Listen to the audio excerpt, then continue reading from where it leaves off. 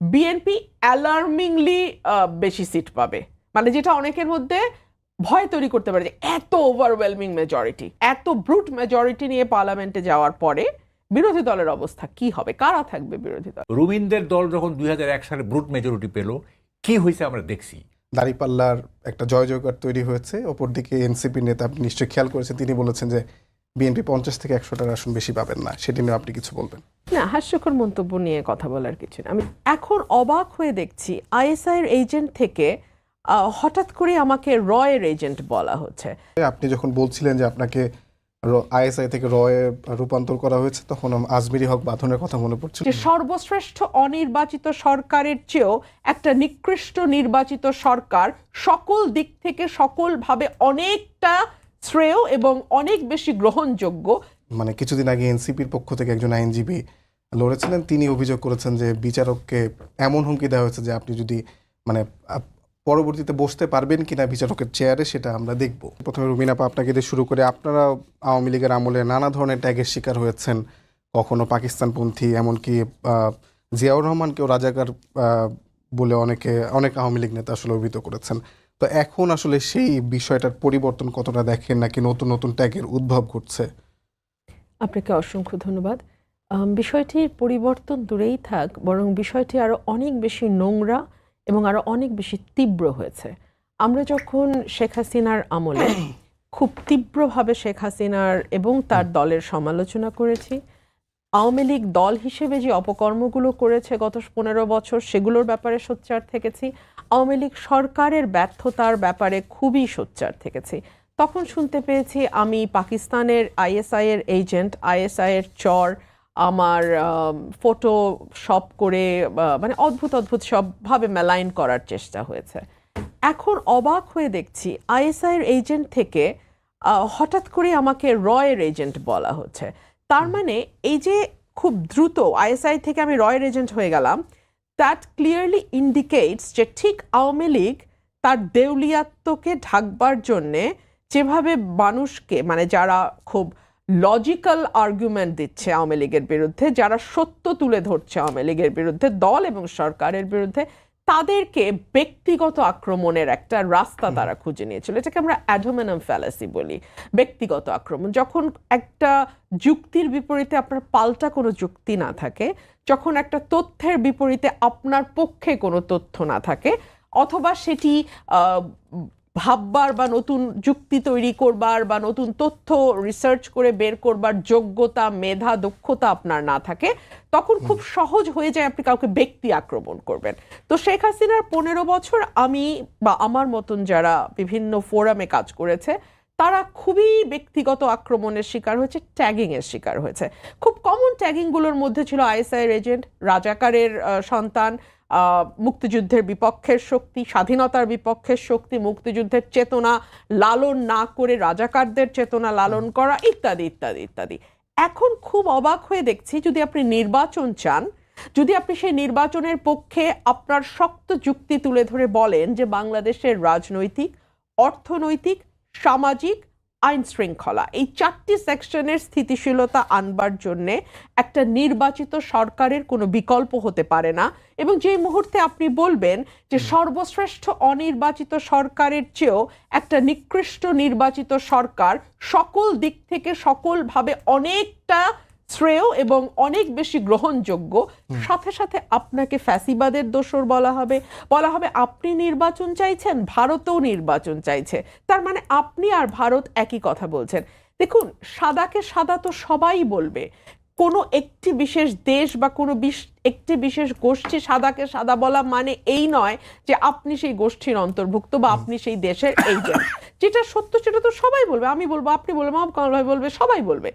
কিন্তু এই পাল্টা যুক্তি, ধরুন কেন অর্থনৈতিক স্থিতিশীলতার জন্য একটি নির্বাচিত সরকার ভালো, এটা যেমন যখন আমরা বলছি, তারা কিন্তু পাল্টা বলতে পারছে না যে কেন অর্থনৈতিক স্থিতিশীলতার জন্য এই অনির্বাচিত সরকারটি ভালো।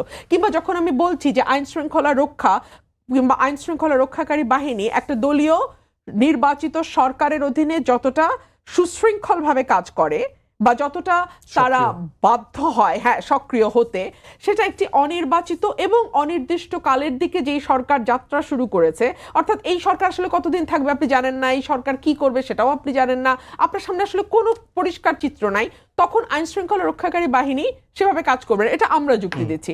তার পাল্টা যুক্তি আপনি হাজির করতে পারছেন না যেটা দিয়ে আপনি দেখাতে পারেন না অনির্বাচিত সরকার বেটার। ফর এক্সাম্পল, একটা রিসেন্ট রিসার্চ আমি করেছি, সেখানে আমি অনেকগুলো দেশের উদাহরণ পেয়েছি, 16টি দেশ মোটা দাগে। সেখানে দেখা গেছে যে এই 16টি দেশ যারা সফলভাবে অন্তর্বর্তীকালীন সরকারের মধ্যে দিয়ে একটা গণতান্ত্রিক প্রক্রিয়ার মধ্যে ঢুকেছে, তাদের মেয়াদ ছিল অন অ্যান অ্যাভারেজ 10 মাস 2 সপ্তাহ। অন্তর্বর্তীকালীন সরকারের মেয়াদ যেই মুহূর্তে কয়েক বছর হয়েছে, সেটারও আমি লিস্ট অফ কান্ট্রি করেছি যেখানে অনির্বাচিত সরকারের মেয়াদ বেশি হওয়াতে আমরা সেখানে রাজনৈতিক অস্থিতিশীলতা দেখেছি, আমরা সেখানে আইন শৃঙ্খলা পরিস্থিতির অবনতি দেখেছি, আমরা গণতান্ত্রিক প্রক্রিয়ায় উত্তরণে নানান রকম বাধা দেখেছি, আমরা সেখানে অর্থনৈতিক স্থবিরতা দেখেছি, বিনিয়োগ বন্ধের আভাস দেখেছি। অর্থাৎ দেশগুলো ভীষণভাবে সাফার করেছে বিকজ তাদের অনির্বাচিত বা অন্তর্বর্তী সরকারের মেয়াদ লম্বা হয়েছে। একই সঙ্গে আপনাকে আমি আরেকটা খুব ইন্টারেস্টিং ফাইন্ডিং, এই 16টা দেশের কথা যেটা বললাম, তারা কিন্তু খুব বেশি সংস্কারে যায়নি। তারা কি করছে, তারা নির্বাচন সংক্রান্ত যে সংস্কারগুলো আছে সেগুলোকে তারা দ্রুততার সঙ্গে করেছে, এবং তারা কিন্তু বিচারকে রায় পর্যন্ত নিয়ে যাওয়ার কোনো ওয়াদাও দেশের মানুষকে দেয় নাই, বা বিচারকে রায় পর্যন্ত নিয়ে যায়ও নাই। তারা কি করেছে, একটা ট্রানজিশনাল গভর্নমেন্ট যেটা করে, নির্বাচন সংক্রান্ত সংস্কারগুলো করে একটা নির্বাচিত সরকারের হাতে পাওয়ার ট্রান্সফার করেছে, এবং তারপরে নির্বাচিত সরকার সেখান থেকে এগিয়ে গেছে। নিশ্চয়ই আপনার কাছে আবার আসবো, কিন্তু আপনি নিশ্চয়ই লক্ষ্য করেছেন যে জামায়াত আজকে বলেছে যে সংস্কারের আগে নির্বাচন হলে সেটা আসলে দ্বিতীয় ফ্যাসিবাদের দিকে যাবে। আপনার কাছে পরবর্তী প্রশ্নটাই থাকবে। মাহবুব কামাল ভাই, তার আগে আপনাকে জিজ্ঞেস করে আসতে চাই যে রুমিন আপা যেমনটি বলছিলেন যে আগের অবস্থা তো পরিবর্তন হয়নি, বরং আরো ভয়াবহ রূপ নিয়েছে। আমরা আসলে দেখছি বিভিন্ন জায়গায় আওয়ামী দোসর ট্যাগ দিয়ে আইনজীবীরা বিচারককে হেনস্থা করছেন, কিংবা এসেনশিয়াল ড্রাগসের মতো একটা বেসরকারি প্রতিষ্ঠান, সেখানে আসলে আওয়ামী লীগের দোসর ট্যাগ দিয়ে অনেকের 54 জনকে প্রায় চাকরিচ্যুত করা হয়েছে। এরকম নানা ধরনের ঘটনা ঘটছে, সেটাকে আসলে সমাজের জন্য কতটুকু আপনি এই মুহূর্তে অস্থিতিশীলতা ডেকে আনছেন বলে মনে করেন? না, এটা তো খুবই ভয়ঙ্কর একটা সিচুয়েশনের মধ্যে আছি। যেমন ধরেন, আমি যদি এখন বলি যে আমি একজন আধুনিক মানুষ হিসেবে বেঁচে থাকতে চাই, আমি একজন বিজ্ঞান মনস্ক মানুষ হিসেবে বেঁচে থাকতে চাই, আমি আমার সংস্কৃতি, আমার ঐতিহ্য, আমার ইতিহাস এগুলি লালন করে, এগুলি চর্চা করে আমি বেঁচে থাকতে চাই, তাইলে আমি আওয়ামী লীগের দোসর হয়ে গেলাম। এই যে আমি বলছি আমি আমার ঐতিহ্য নিয়ে বাঁচতে চাই, আমার সংস্কৃতি নিয়ে, বাঙালি সংস্কৃতি নিয়ে বাঁচতে চাই, আমি একটা কি বলে যে মুক্তিযুদ্ধের চেতনা নিয়ে আমি বাঁচতে চাই, যখনই আপনি মুক্তিযুদ্ধ কথাটা বলবেন তখনই আপনি হয়ে গেলেন আওয়ামী লীগের দোসর। এটার সাথে যদি এই কথাগুলোর সাথে আওয়ামী লীগের কোনো সম্পর্ক থেকে থাকে, সেটা তো আমার দোষ না। আমি কিভাবে বাঁচতে চাই, আমার উদ্দেশ্য কি, আমার জীবনের গাইডলাইন কি, সেটা আমি বলবো। সেইটা যদি আওয়ামী লীগের সাথে কোনো পয়েন্টে যদি মিলে যায়, তাহলে তো আমার তো কিছু করার নেই, তাই না? তো ফলে এই যে চলছে, কথায় কথায় দোসর, এবং এই যে দেখেন একটা জিনিস আপনি খেয়াল করছেন, দেখবেন এরশাদের পতনের পরে একটা বের হয়েছিল, টার্ম বের হয়েছিল, সেটা হচ্ছে যে ব্ল্যাক লিস্ট। সেইটার একটা উদ্দেশ্য ছিল। উদ্দেশ্যটা হচ্ছে কি, ব্ল্যাক লিস্ট করে তার কাছ থেকে টাকা আদায় করা, তার কাছ থেকে চাঁদা আদায় করা।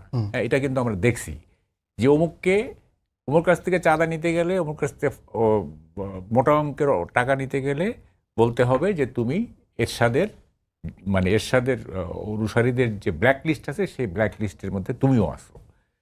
তো ফলে সে যে ব্ল্যাক লিস্টেড হওয়ার ভয়ে সে টাকা দিয়ে, তখন তো ওই যে ছাত্র সংগ্রাম পরিষদ, হ্যাঁ দেখেন এগুলি বলতে হবে। এগুলি যখন ধরেন যে আমাদের আমানুল্লাহ আমান ছিলেন, তারপরে ধরেন যে হাইবুর রহমান ছিল, তারপরে আরও অনেক ছাত্রনেতা ছিল, তখন তো কি ছাত্র সংগ্রাম পরিষদ যেটা, হ্যাঁ সেইটা তো সব কিছু কন্ট্রোল করছে। এবং এই জিনিসগুলো হয়েছে, এগুলো এই ব্ল্যাক লিস্টের তকমা দিয়ে মানুষের কাছ থেকে স্বার্থ আদায় করা। না, এখনো সেদিন একটা ইন্টারেস্টিং ঘটনা দেখলাম যে একজন ব্যবসায়িক পার্টনারের কাছ থেকে টাকা পায় 6 কোটি, সেটি যখন চেতে গেছেন পাল্টা মামলা করে দিয়েছেন আওয়ামী লীগের দোষর বলে। শুনেন আমি বলি, আপনি খোঁজ নিয়ে দেখবেন ঢাকা শহরের বিগ বিজনেস হাউস একটাও পাবেন না, এভরি সিঙ্গেল কোনো না কোনোভাবে তাকে চাঁদা দিতে হয়েছে, কোনো না কোনোভাবে তাকে চাঁদা দিতে হয়েছে। আপনি খোঁজ নিয়ে দেখতে পারেন বিগ হাউস যেগুলো আর কি। তো ধরেন যে চাঁদা একটা, ধরেন প্রথম দিকের কথা বলছি, এখন তো এটা ডিকেইং, এদের এখন আর তেমন কোনো শক্তি নাই। তো প্রথম দিকে কি হয়েছে? প্রথম দিকে হয়েছে ধরেন যে একজন বিগ হাউসের মালিকের কাছে ফোন করলো কেউ, ধরেন সার্জিস কিংবা আমি বলছি না সার্জিসই, বা প্রথম র্যাঙ্কিং যারা আছে, এরা ফোন করলো যে আমাদের তো আমরা দল করতেছি, আমাদের তো টাকা পয়সার দরকার।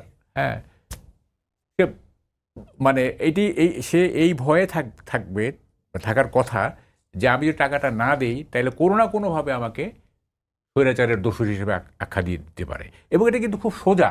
যেমন ধরেন আমার একটা আছে যে আপনি যে কোনো সচিবকে, যে কোনো এডিশনাল সেক্রেটারিকে, যে কোনো সরকারি কর্মচারীকে আপনি স্বৈরাচারের দোষর বলতে পারবেন। কিভাবে জানেন? আপনি শুধু বলবেন যে কী ব্যাপার ভাই, আপনি 5 তারিখ সকাল পর্যন্তও তো পদত্যাগ করলেন না, আপনি তো হাসিনা রেজিমকে ফাংশন করতে সহযোগিতা করছেন, তাই না?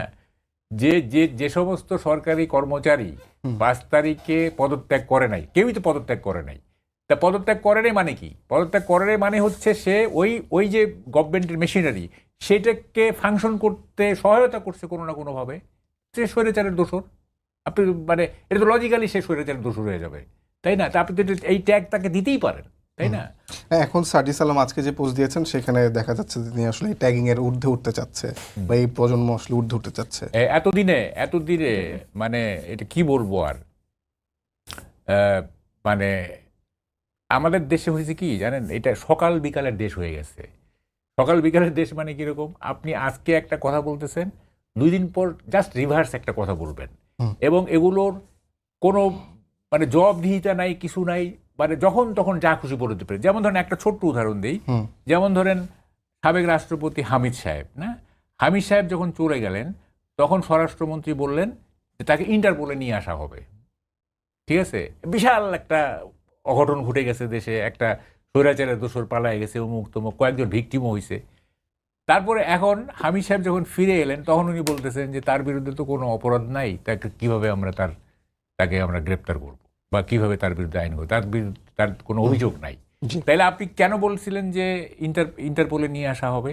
তাহলে নিশ্চয়ই ওখানে একটা কনস্পিরেসি ছিল যে হামিদ সাহেবের এইটাকে ক্যাশ করে আওয়ামী লীগকে নিষিদ্ধকরণের একটা মানে কি বলে যে ইস্যু করা হয়েছিল, তাই বুঝতে হবে।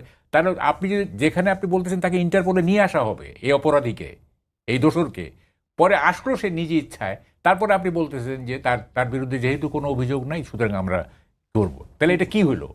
মানে সকাল বিকাল একেবারে, মানে কনসিস্টেন্সি বলতে যেটা বলে আর কি, বা একটা যে কোনো একটা বিষয়ে দৃঢ় থাকা, অ্যাসার্ট করা, ইন্টিগ্রিটি থাকা। ইন্টিগ্রিটি কার মধ্যে তো কোনো ইন্টিগ্রিটি নেই। ধন্যবাদ। আমি আবার আপনার কাছে আসবো, রুমিন আপনার কাছে একটু আসতে চাই। আপনি যখন বলছিলেন যে আপনাকে আইএসআই থেকে রয়ে রূপান্তর করা হয়েছে, তখন আজমিরি হক বাঁধনের কথা মনে পড়ছিল। তিনি কয়েকদিন আগে একটা এরকম স্ট্যাটাস দিয়েছেন যে আইএসআই, সিআইএ সব কিছুই ট্যাগ দেওয়া হয়েছে।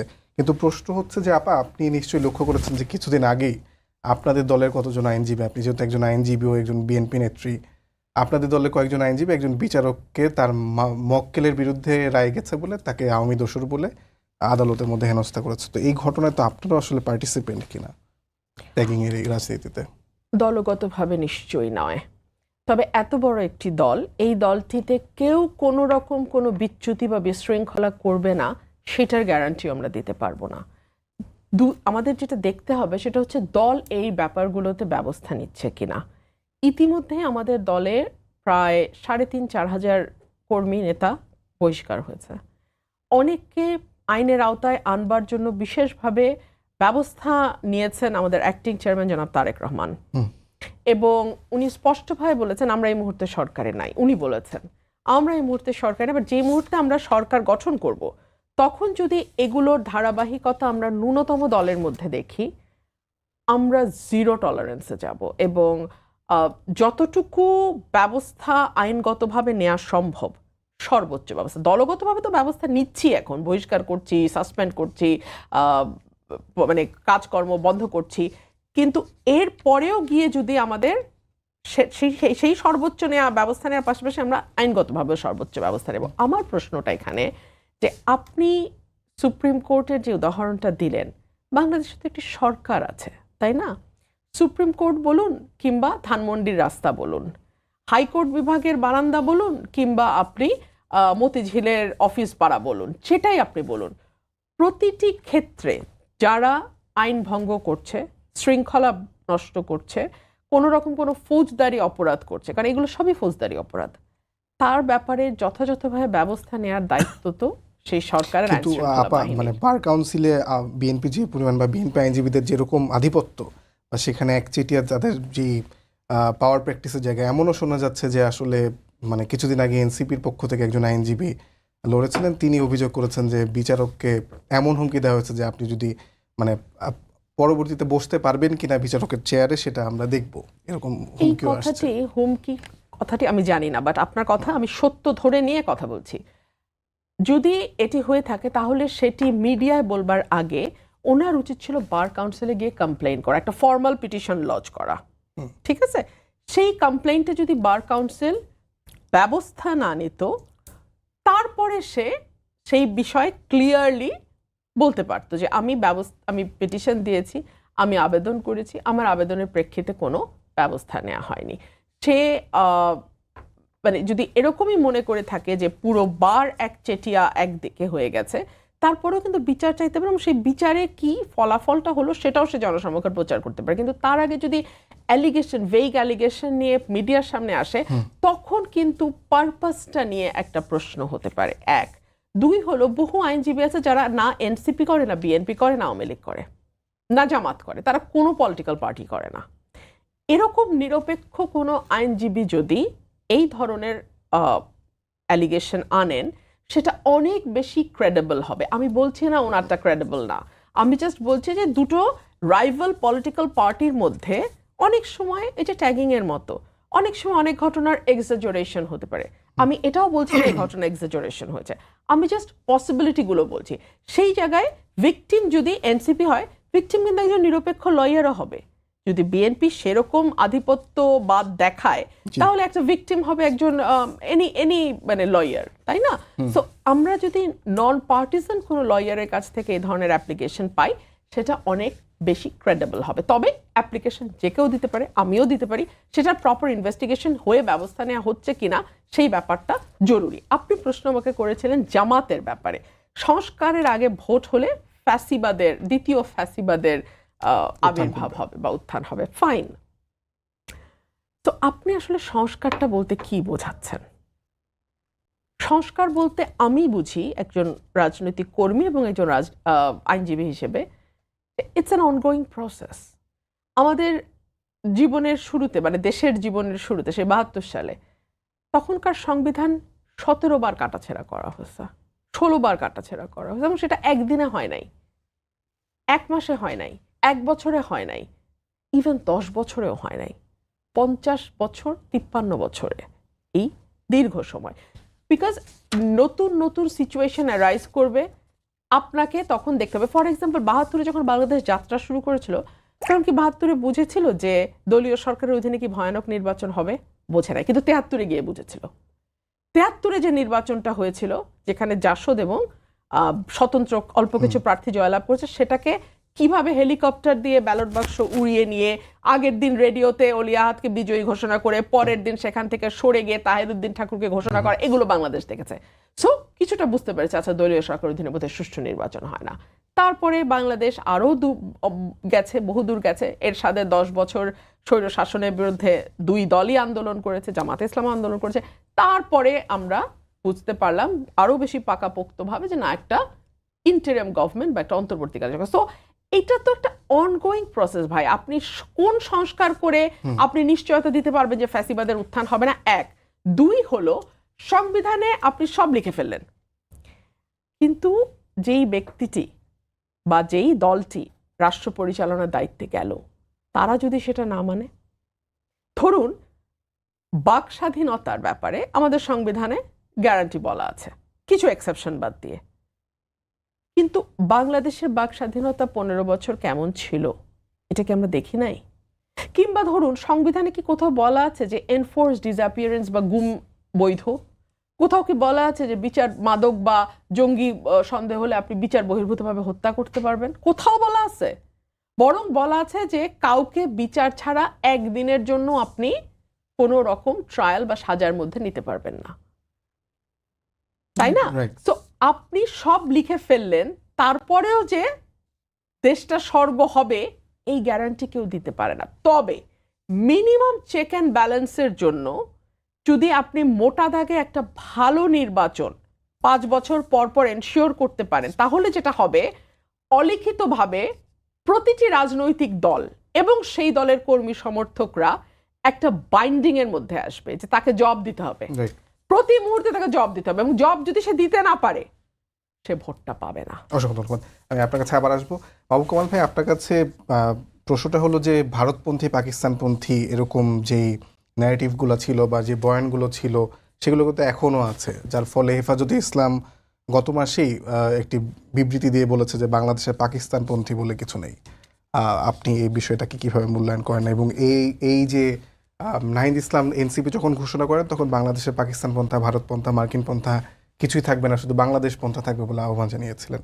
সেইখানে তার কিছুদিনের মাথায়, মাস দুয়েকের মাথায় আবার একটা হেফাজতে ইসলামের মতো একটা দলকে বলতে হলো বাংলাদেশ পাকিস্তান পন্থা নাই। বিষয়টাকে আপনি সামগ্রিকভাবে কিভাবে মূল্যায়ন করেন?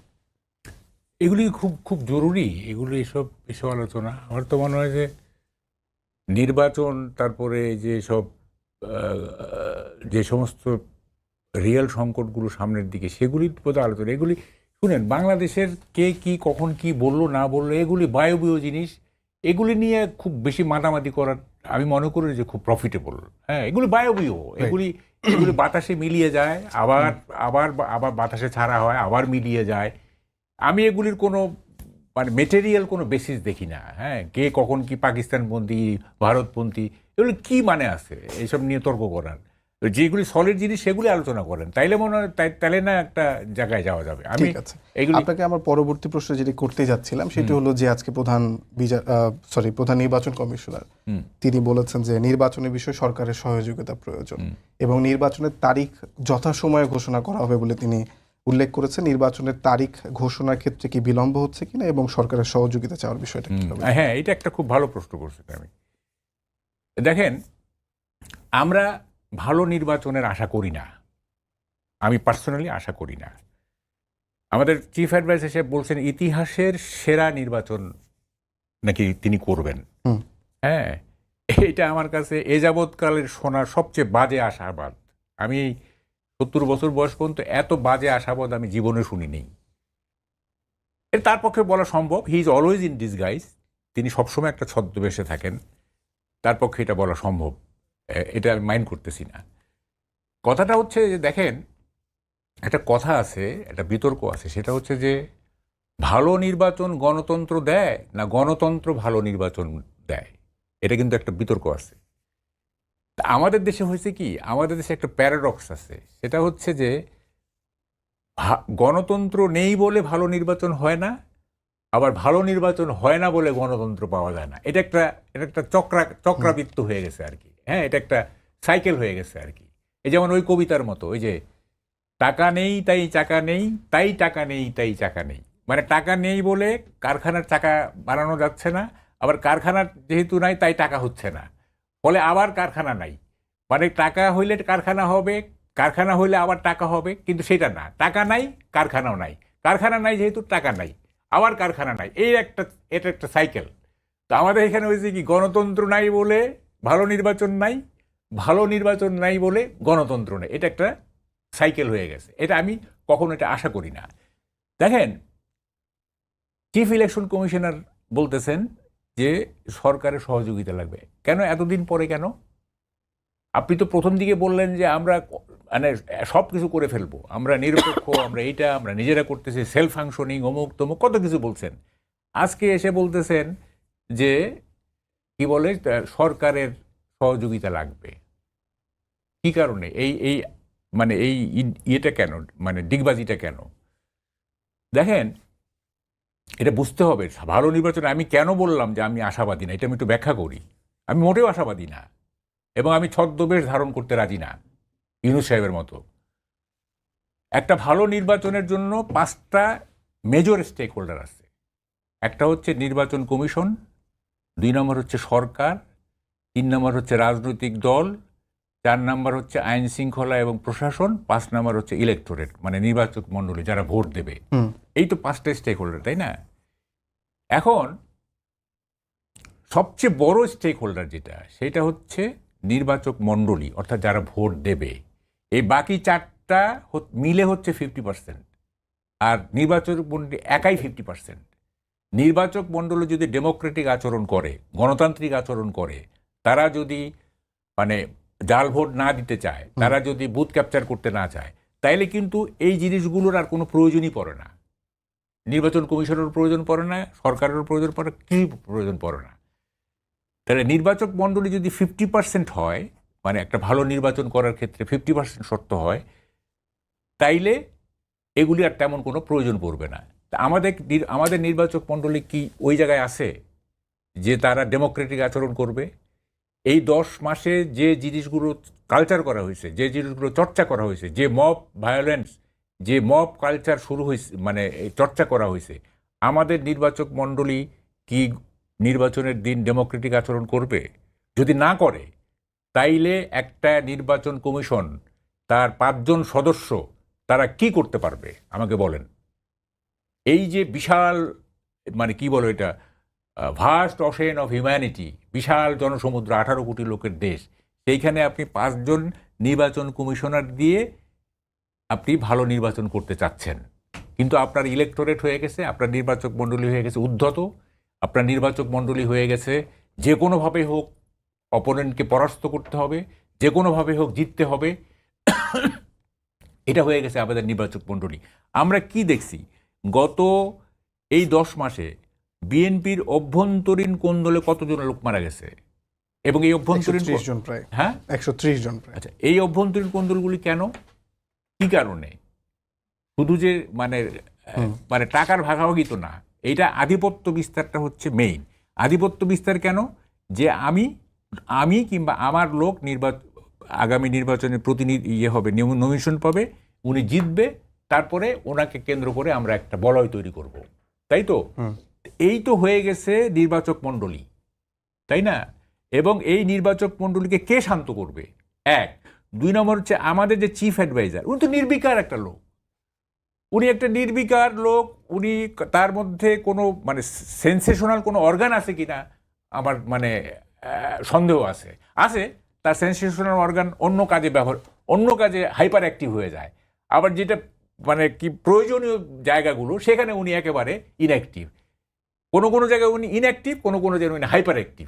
এটা একটা অদ্ভুত চরিত্র রে ভাই। মানে আমরা তো, কিন্তু সরকারের পক্ষে থেকে কি কোনো ধরনের আপনি দেখেন কিনা যে তারা আসলে পার্শিয়াল আচরণ করবেন? তেমন তো কোনো ইঙ্গিত ইতিমধ্যেই তো এই সরকারকে মানে সরকারের নিরপেক্ষতা নিয়ে প্রশ্ন তো অনেক আগে থেকেই উঠছে। যে তারা প্রথম তো আমাদের চিফ অ্যাডভাইজার প্রথম বক্তব্য কি ছিল পাওয়ার টেক ওভারের পরে, যে ছাত্ররা আমার নিয়োগকর্তা। আমার শেষ প্রশ্ন আপনার কাছে এটাই থাকবে, আমি আপনার কাছে আবার আসবো। তার আগে রুমিন আপা, আপনার কাছে আমি শেষ প্রশ্ন করতে চাই। যেমনটি বাবু কামাল ভাই বলছিলেন যে আপনাদের অভ্যন্তরীণ কোন্দলে একটু আগেও আজকেও আসলে নরসিংদীতে একজন ছাত্রদল কর্মী নিহত হয়েছেন। ছাত্রদলের অপর কর্মী একজন তাকে গুলিবিদ্ধ করেছিলেন এবং চিকিৎসাধীন অবস্থায় তিনি কিছুক্ষণ আগে মৃত্যুবরণ করেছেন। এবং ছাত্রদলের এ নিয়ে সম্ভবত 42 বা 40-এর বেশি ছাত্রদল কর্মী নিহত হয়েছেন, এবং গত 10 মাসে 130 জনের মতো বিএনপি কর্মী নিহত হয়েছে। এই যে আপনি যেটাকে মাহবুব কামাল ভাই উদ্ধত জনগোষ্ঠী বলছে, সেটাকে আপনারা নির্বাচনের সময় নিয়ন্ত্রণ করবেন কিভাবে? দেখুন, এত বড় একটি দল, আপনি যদি এর কর্মী সমর্থক 33% আমরা ধরি, হ্যাঁ, সেটা যেহেতু গত 15 বছর ভোট হয় না, আমি বলতে পারবো না 33% আছে না, সেটা 40-তে গিয়ে ঠেকেছে। যদি আমি 33% ধরি মিনিমাম বিএনপির কর্মী সমর্থক ভোটার সব মিলিয়ে, সেটাও 18 কোটি মানুষের দেশে কত কোটি আসে? 6 কোটির বেশি। এই পর্যায়ে আপনার একটা প্রশ্ন একটু জুড়ে দিই, সেটা হলো যে জামায়াতের যিনি সেক্রেটারি আছেন মিয়া গোলাম পরোয়ার, তিনি বলছেন যে চারিদিকে আসলে দাঁড়িপাল্লার একটা জয় জয়কার তৈরি হয়েছে, অপরদিকে এনসিপির নেতা, আপনি নিশ্চয়ই খেয়াল করেছেন, তিনি বলেছেন যে বিএনপি 50 থেকে 100টার আসন বেশি পাবেন না। সেটি নিয়ে আপনি কিছু বলবেন? না, হাস্যকর মন্তব্য নিয়ে কথা বলার কিছু না। আমি যেটা বলছিলাম যে আপনি যদি 18 কোটি মানুষ বা 20 কোটি মানুষের দেশও ধরেন, 33% মানে 7 কোটির কাছাকাছি। তো 7 কোটি মানুষের মধ্যে 42 জন মানে হত্যাকাণ্ডের শিকার হচ্ছে, অত্যন্ত দুঃখজনক। একজন হত্যাকাণ্ডের শিকার হওয়া দুঃখজনক, কিন্তু ক্ষমতায় কি বিএনপি আছে? বিএনপি যদি ক্ষমতায় থাকতো, তাহলে যদি আইনগত ব্যবস্থা নেওয়া না হতো, তখন আপনি বলতে পারতেন। একটা সমাজ বা একটা দেশ অপরাধ শূন্য হয়ে যাবে, এটা কোথাও হয় না। স্ক্যান্ডিনেভিয়ান কান্ট্রি অপরাধ শূন্য না, অপরাধ কম হয়, কিন্তু অপরাধ হয়। আমি বাংলাদেশে একটাও অপরাধ হবে না, বিএনপির অভ্যন্তরীণ কোন্দলে কোনোদিনও মারামারি হবে না, বিএনপির অভ্যন্তরীণ কোন্দলে মানে কোনো রকম কোনো সহিংস ঘটনা কখনো ঘটবে না, এই গ্যারান্টি ভাই আমি কোনোদিন দিতে পারবো না আপনাদেরকে, কোনোদিন আমি দিতে পারবো না। আমি আমার রাজনীতির জীবনে আমি দেখেছি, ইভেন আপনি চিন্তা করে দেখেন, সেই মানে 50s 60s যখন পাকিস্তান আমল ছিল, তখনও তো রাজনৈতিক সমাবেশে গোলমাল হয়েছে। এটা তো নতুন কিছু না। হ্যাঁ, আমার বাবার কাছ থেকেও আমি ওই গল্প শুনেছি, এবং অভ্যন্তরীণ কোন্দলও হয়েছে, তাই না? পার্লামেন্টে মারামারি হয়, পার্লামেন্টে চেয়ার ছোড়াছুড়ি হয়, বহু সভ্য দেশে হয়। সুতরাং কোন্দল জিরো হবে, কোনো রকম সহিংসতা হবে না, কোনো রকম মারামারি, এটা হতে পারে না। কিন্তু আপনি কতটা কন্ট্রোল করতে পারছেন দলগতভাবে, যেটা আমরা করছি, এটা সরকার জবাব দেখ, নির্বাচন কমিশন জবাব দেখ, পুলিশ জবাব দেখ। তারা তো সরকারের অধীনে, তারা তো বেতনভুক্ত, তারা তো ওয়াদাবদ্ধ, তারা তো শপথবদ্ধ, তারা জবাব দেখ। এটা জবাব তো আমি দায়িত্ব নেব না, এই জবাব তো বিএনপি দায়িত্ব নেবে না। বিএনপি কেন দায়িত্ব নেবে? বিএনপি তো বুথ দখল হবে কিনা সেগুলো তো আসলে জবাব দিতেই পারে। বুথ দখল হবে না, কারণ আমি বিশ্বাস করি মোটামুটি সুষ্ঠু নির্বাচনও যদি হয়, মোটামুটি বিএনপি অ্যালার্মিংলি বেশি সিট পাবে। মানে যেটা অনেকের মধ্যে ভয় তৈরি করতে পারে যে এত ওভারওয়েলমিং মেজরিটি। এবং এটা নিয়ে আমি আপনাকে এটুকু বলতে পারি, বিএনপির মানে হাই কমান্ড এবং ডিসিশন মেকিং বডি যারা আছেন, তারাও এই ব্যাপারে ওয়েল অ্যাওয়্যার অফ, যে এত ব্রুট মেজরিটি নিয়ে পার্লামেন্টে যাওয়ার পরে বিরোধী দলের অবস্থা কি হবে, কারা থাকবে বিরোধী দল। এটা এখন বাংলাদেশের মানুষের মূল চিন্তা, বিরোধী দলে কে যাবে। আমার মনে হয় জামাত বা এনসিপি যদি নিজেদের মধ্যে ওইটা ফয়সালা করে যে তাদের মধ্যে কে যাবে, মানে 20টা সিট না 15টা সিট বিরোধী দল হবে, বেটার তারা সেটা নিয়ে আলোচনা করবে। অসংখ্য ধন্যবাদ। রুমিন ফারহানা আপা বলছেন অ্যালার্মিংলি বিএনপি আসলে মেজরিটি পাবে। আপনি এটা নিয়ে কি মন্তব্য করবেন, এবং আপনার আগের যেটা বলছিলেন সেটা কন্টিনিউ করবেন? আগেরটা শেষ করি। সেটা হলো যে এখনকার চিফ ইলেকশন কমিশনার, আপনি কিন্তু খেয়াল রাখেন, গত 3টা প্রহসনের নির্বাচনের যারা চিফ ইলেকশন কমিশনার ছিল এবং অন্যান্য কমিশনার ছিলেন, তাদেরকে কিন্তু বিচারের আওতায় আনা হচ্ছে। একটু খেয়াল রাখেন এবং নির্বাচনটা যতটা সম্ভব ভালো করার চেষ্টা করে। তা না হলে আপনারও কিন্তু এই পরিণতি হবে, 5 বছর পরে হোক আর 10 বছর পরে হোক। আপনি জানেন এই তিন ইলেকশন কমিশনার। কিন্তু প্রধান নির্বাচন কমিশনার বা নির্বাচন কমিশনে তো বেশি অভিযোগ আসলে এনসিপির, যে তারা আসলে নিউট্রাল। না, ইলেকশনের দিন মানে কি পারফরমেন্স সেটা না আমরা দেখবো। এখন কি হচ্ছে না হচ্ছে এগুলি বায়বীয়, এগুলি শুনে লাভ নেই। ওই যে আগে বললাম না যে হেফাজত কি বলছে এগুলো সব বায়বীয় ব্যাপার। এখন কে কি বলতেছে ইট লিটল ম্যাটার্স। যেটা ম্যাটার করবে সেটা হচ্ছে ইলেকশনের সময় তারা কি পারফর্ম করবে, সেটা আমরা দেখব। আচ্ছা, এখন দেখেন ব্রুট মেজরিটির কথা না, দেখেন আমি সবসময় গত 10 বছর যাবৎ আমি পিআর সিস্টেমের পক্ষে ওকালতি করে আসতেছি, প্রপোর্শনাল রিপ্রেজেন্টেশন, যাতে ব্রুট মেজরিটি কেউ না পায়। হ্যাঁ, ব্রুট মেজরিটি পেলে কি হয় এটা আমরা দেখছি। রুমিনদের দল যখন 2001 সালে ব্রুট মেজরিটি পেল, কি হয়েছে আমরা দেখছি। আবার 2009 আওয়ামী লীগ যখন ব্রুট মেজরিটি পাইছে, কি হয়েছে আমরা দেখছি। ব্রুট মেজরিটি আবার দেখেন, এই যে 91-এ যে মানে এই বিএনপি যে মার্জিনালি দখল গভর্নমেন্ট ফর্ম করলো, কত সুন্দর চলছে। আবার 96-এ যখন আওয়ামী লীগ ধরেন এক ধরনের মার্জিনাল, তাই না, ওই যে আসম রপটপ নিয়ে কত সুন্দর চলছে 5 বছর, তাই না, এই 10 বছর সুন্দর চলছে না, কারণ ব্রুট মেজরিটি নাই।